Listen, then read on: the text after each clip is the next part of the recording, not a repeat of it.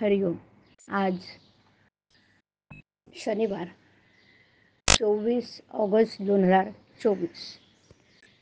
सद्गुरू ब्रह्मचैतन्य गोंदवलेकर महाराज आज आपल्याला प्रवचनातून सांगणार आहेत की जिथे संत तिथे आनंद समाधान असणारच. ऐकूया. काही संत वरून अज्ञानी दिसतात पण अंतरंगी ज्ञानी असतात. खरोखर संतांची बाह्यांगावरून पुष्कळदा ओळख पटत नाही. संतांचं होऊन राहिल्याने किंवा त्यांच्या सांगितलेल्या साधनात राहिल्याने त्यांना नीट ओळखता येईल. मनातले विषय काढून टाकले म्हणजे संतांची प्रचिती येईल. आपले दोष जोपर्यंत नाहीसे होत नाहीत किंवा लोकांचे दोष दिसणं जोपर्यंत बंद होत नाही तोपर्यंत संतांची पूर्ण ओळख आपल्याला होणार नाही. संतांचं दोष दिसणं म्हणजे आपलेच दोष बाहेर काढून दाखवण्यासारखं आहे. संत हा हिरव्या चाफ्याच्या फुलाप्रमाणे असतो.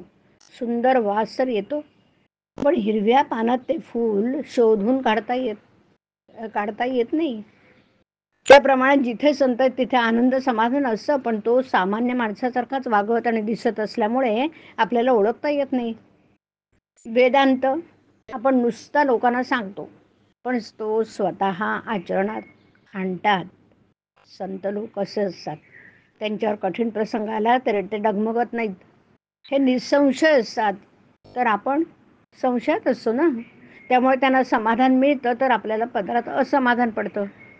संशय नाहीसा करायला आपली वृत्ती बदलली पाहिजे. संतांना जे आवडतं ते आपल्याला आवडणं म्हणजे त्यांचा समागम करणे होय. मी करतो हे बंधनाला कारण असतं.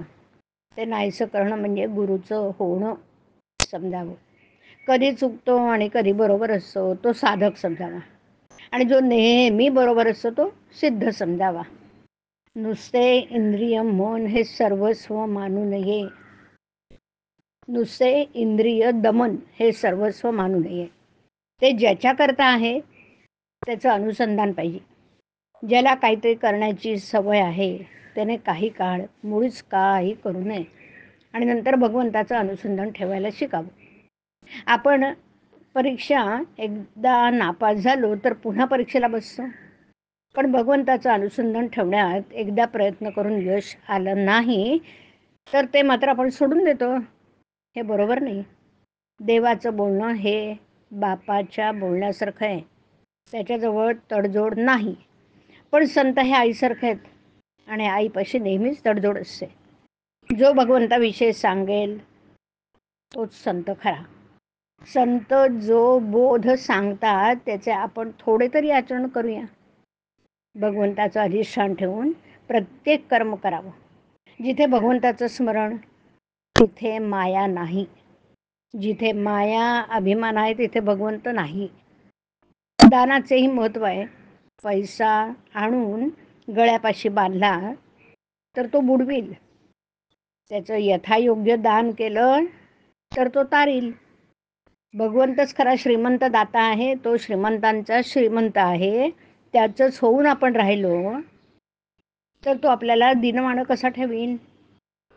संत हे भगवंता वाचून दुसरीकडे राहिलेच नाहीत म्हणूनच ते संत झाले म्हणजे देवस्वरूप बनले. हरिओम. हरिओम तत्सत. हरिओम.